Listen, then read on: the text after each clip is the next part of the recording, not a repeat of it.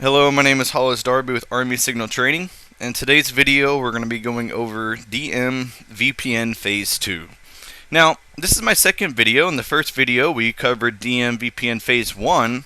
So if you haven't had the opportunity to watch that video, I highly encourage you to, because this video is going to be building directly off of it. Now, if you did have an opportunity to watch the Phase 1 video, I'm going to share a little secret with you. Now, although we did talk about Phase 1, I actually built the topology as a Phase 2. And that was just simply so that I could roll straight into the DMVPN Phase 2 video. But I want to take the time to explain really the minimal differences there are between Phase 1 and Phase 2. Those are this. Phase 1 utilizes an mGRE tunnel at the hub only. At R2 and R3, the two spokes, it would actually use a point-to-point GRE tunnel. Now, the problem with that is I would not be able to create a dynamic spoke-to-spoke tunnel between R2 and R3. In Phase 2, though, at the hub, R2, and R3, the two spoke routers, we'll use a multi-point GRE tunnel. And when we utilize NHRP with that, we'll be able to create a dynamic spoke-to-spoke tunnel between R2 and R3. The way that can happen is the hub creates but has this NHRP database. And so it's basically mapping the logical IP to the physical IP for the spokes that are hanging off of it. So when R2 needs to send traffic to R3, the hub's going to share with R2 the IP information it needs to send traffic directly to R3. And when it does that, it has the ability to build that spoke-to-spoke tunnel.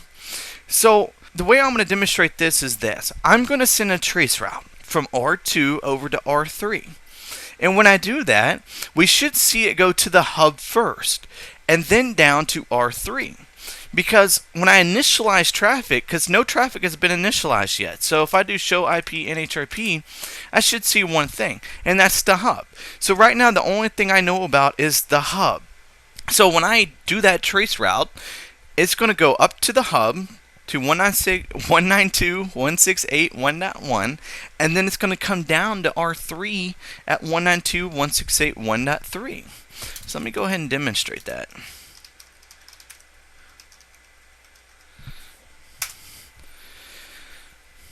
It's going to take it a second. My two spoke routers are 2600 series routers, so they're kind of slow. So it's going to take it a second. But that's what you're going to see. You're going to see it pop up to the hub and back down to R3. But in the process of sending this trace route, I have now initialized traffic. So what's also happening in the background is the hub is now sharing that NHRP database information with R2.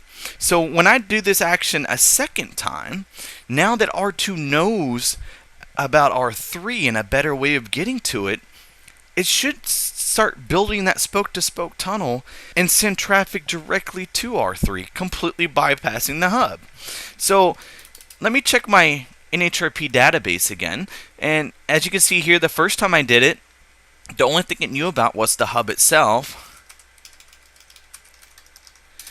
And this time now it knows about the hub and 192.168.1.3, and which is R3.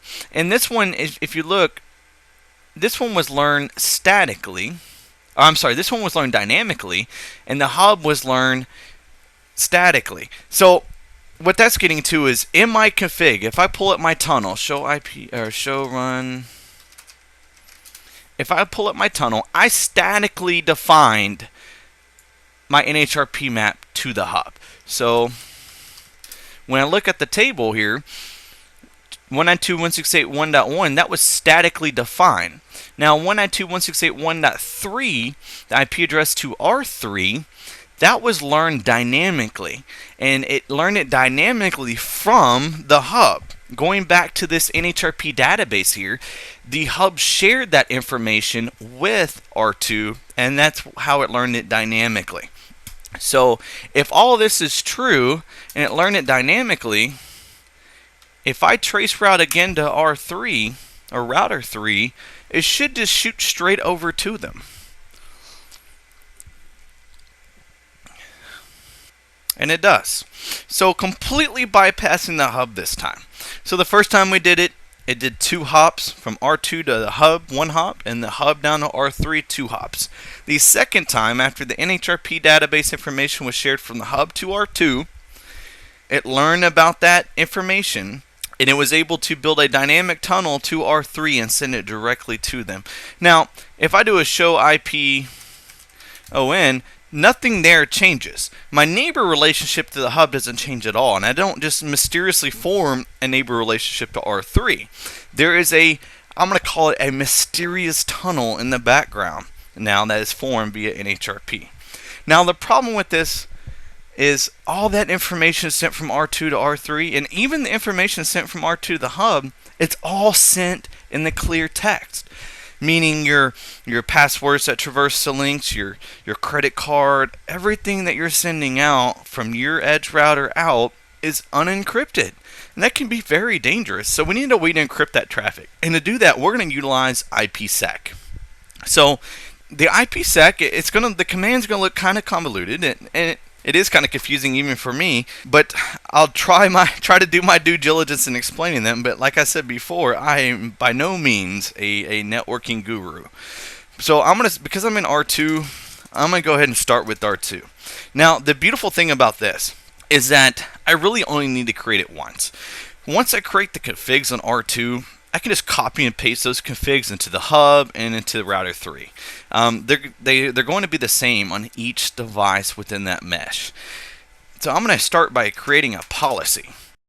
So when I create my policy, I'm going to call it policy number 10. Now because I only have one policy, it really doesn't matter what number I give it, but typically the lower the number, the more priority it has. So we're going to give it, say, crypto ISACAMP policy, and I'm going to give it 5. So that just gives it a number. So within that policy, I need to define a couple things. What's my encryption going to be? And what kind of authentication am I going to utilize? In my case, I'll show you. There's a couple different encryptions you can use. 3DES, AES, DES, all of which are fairly weak except for AES. AES is now the governmental standard. So I'm going to use AES, and I'm going to give it a 256-bit encryption. Now, depending on what type of iOS you're running with, your options might be slightly different than mine. But these are obviously the options I have to work with. So encryption AES. The next thing I need to define is what is the authentication going to be. Now there's a couple different options, but I would tell you the only one I'm going to be using is Preshared Key because I don't really have a certificate authority. That would be way too much of an overhead for me, so I'm going to go Preshared Key. And that's it for the policy. So I'm going to go ahead and exit out of that, and I just created my policy. Next thing I need to do, we referred to up here about using a pre-shared key. Now I need to define that pre-shared key. So from global configuration mode, I'm going to type in crypto ISACAMP key and what my key is going to be. So we'll do Army Signal Training key. Now this key is completely case sensitive, so you need to make sure that you annotate. Most of the times you're going to want to, if you're not just copy and pasting a known good config into a device, make sure you look into your configuration and ensure that you're typing in the key correctly, because like I said, it is case sensitive. So I just did the key. Now I need to apply an address space that's authorized to form that security association with. In this case, because we're using a multi-point GRE, I want to open it up altogether. So the way I do that, for the IP address, I give it all zeros, and the subnet mask, I give it all zeros. So that means anybody can authenticate.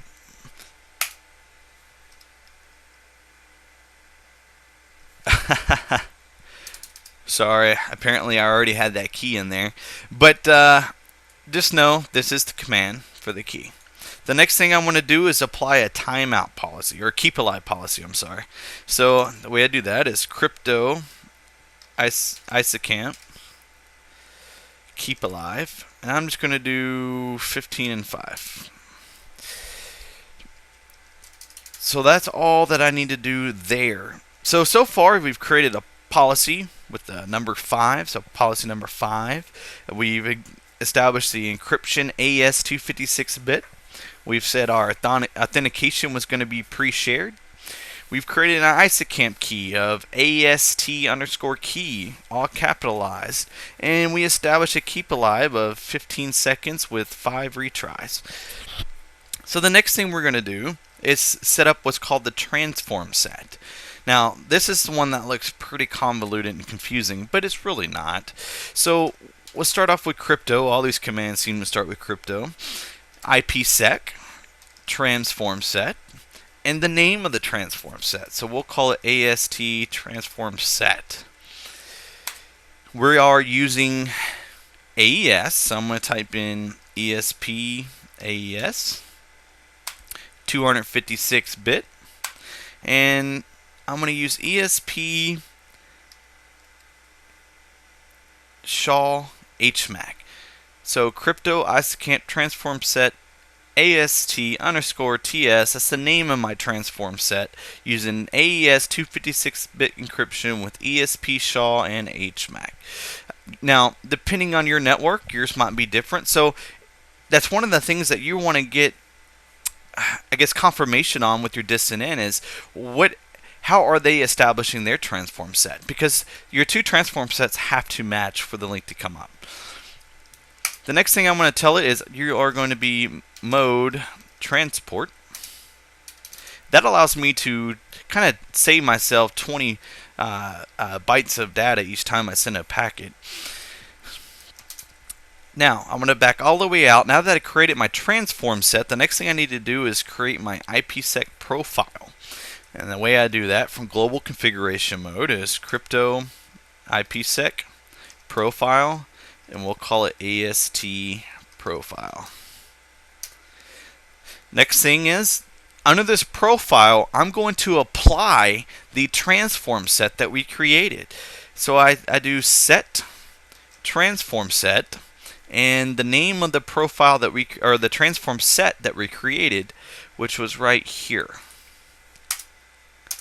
Now, that just creates all the information, but we have to actually apply it, and we're going to apply it on our tunnel. So I'm going to go into our tunnel, which is interface tunnel 6464, and the way we're going to apply the tunnel is going to be tunnel protection. It's an IPsec tunnel. We're going to use the profile, and the profile we created was the Army Signal Training profile. Remember, all of this is case sensitive. So because of that, I like to do mine in all caps. Now, the moment I did that, as you can see, IPsec went from off to on, hence the 2 underscores wrapping up on. IPsec is on. And the first thing it starts telling me, I was like, oh, wait a minute, I'm receiving packets that are unencrypted, and I'm getting those from 1010, or I'm sorry, with the destination of 10.10.2.1 with the source address of 10.10.1.1. 10.10.1.1 is the hub. So it's receiving information from the hub, but it's like, whoa, whoa, whoa. I'm encrypting traffic now. You're sending me unencrypted data. And because of that, as you can see, we just lost our OSPF adjacency with the hub. See, no more neighbors. So the next thing we need to do is we need to carry this information over to the hub. And like I stated before, once you have a good config going, I can actually take that config and copy and paste it right in the hub. And that's exactly what I'm going to do for the sake of time. So I'm going to do a show run. There we go. Well, it's working on it. There. Alright. This is all the information that we configured in our running config, or in R2 that's now in our running config. So I'm actually going to copy this information, and let's go over to the hub. So now I'm in the hub router, going to enable mode, global config mode, and I'm simply going to paste that config right in there. So that just created my policy, my authentication mechanism, the encryption key, my transform set, and my profile, which is great, but I still have to go in and apply it. And so that means I'm going to have to go into my tunnel interface, which was tunnel 6464, and apply it.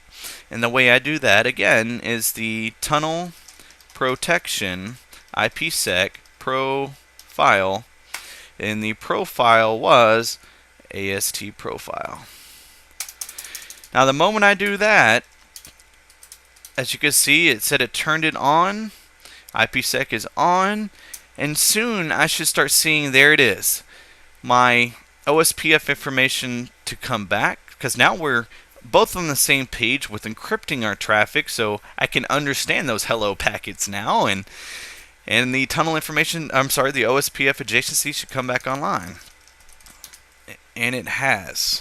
Good. Now the hub is now encrypting traffic. R2 is encrypting traffic, but R3 is not. So we need to hop over to R3 and apply the same configs.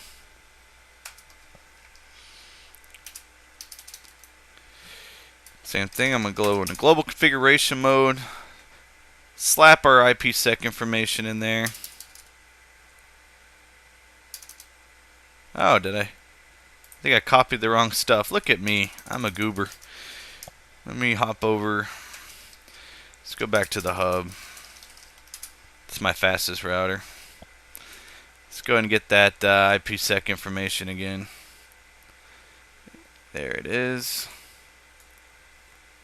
Got it. Hop back over to R3. Apply the configs. And we're good. Now we also got to go in and apply it. So interface tunnel 6464, tunnel protection, IPsec profile, and AST profile. So now all three are my devices. There it is, are encrypting.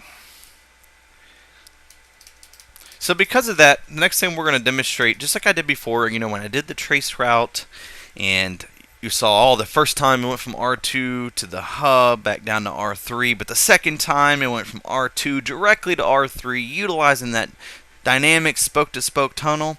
Well, now that we have the IPsec in there, we're actually going to be able to see that. So let me show IP. Let me make sure everything's up and up. Okay, so as of right now, R3 does not really know a direct path to get to R2. So if I did that trace route, 10.10 or 192.168.192, you're going to see it's going to have to go from R3 to the hub back down to R2. We'll do it again. You'll see that it'll go from R3 directly to R2. But now that we have IPsec in play, I'm going to show you a couple of commands that allow you to see that tunnel in action. There it is. So, like I said, R3 had to go to the hub, went from the hub back down to R2, thus 2 hops. If I look at my NHRP again, it should have learned R2 dynamically right here, which it did. So now when I use that trace route again, it should go from R3 directly to R2, utilizing that dynamic spoke-to-spoke tunnel. Perfect. Now, look at this. Joe Crypto ISACamp Security Association. So this tells me I have an ISACamp talking to 10.10.3.1, which that's me, and 10.10.1.1, them. So let's look at the IPsec though. Show crypto IPsec essay. It's going to give you a lot of information. But look at here. Current peer 10.10.1.1 utilizing port 500. That is ESP. But so it's utilizing port 500. That's great. You see here the packets are being encrypted. It's getting decrypted. That's great. Or that's encapsulated, but the packets are being encrypted and decrypted here. So we know the IPsec tunnel is functioning appropriately by encrypting with the 256 AES encryption. The local crypto endpoint is 10.10.3.1, which is that of the router, and the remote one is 10.10.1.1, which is the hub. All that was right here. But also look, if I go a little bit, that's just for, I know it gives you a lot of output, but here's the second one. So again, from R3 to R2, it is encapsulating, decapsulating, the packets are being encrypted and decrypted. The local endpoint is of course myself at router 3, which is 10.10.3.1, and the remote crypto endpoint is 10.10.2.1. So right now, even though this orange line is invisible, really, it's actually there. There is a dynamic point-to-point tunnel between R2 and R3, all being encrypted dynamically on the fly, utilizing NHRP. Well, I hope this video was informative, and have a good day.